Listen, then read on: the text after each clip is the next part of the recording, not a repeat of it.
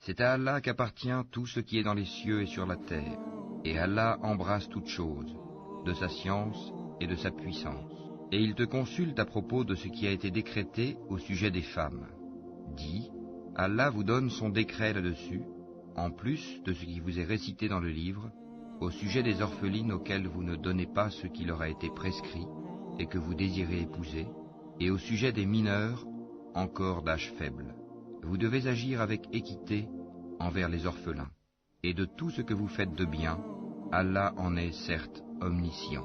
Et si une femme craint de son mari abandon ou indifférence, alors ce n'est pas un péché pour les deux s'ils se réconcilient par un compromis quelconque, et la réconciliation est meilleure puisque les âmes sont portées à la ladrerie. Mais si vous agissez en bien, et vous êtes pieux, Allah est certes parfaitement connaisseur de ce que vous faites. Vous ne pourrez jamais être équitable entre vos femmes, même si vous en êtes soucieux.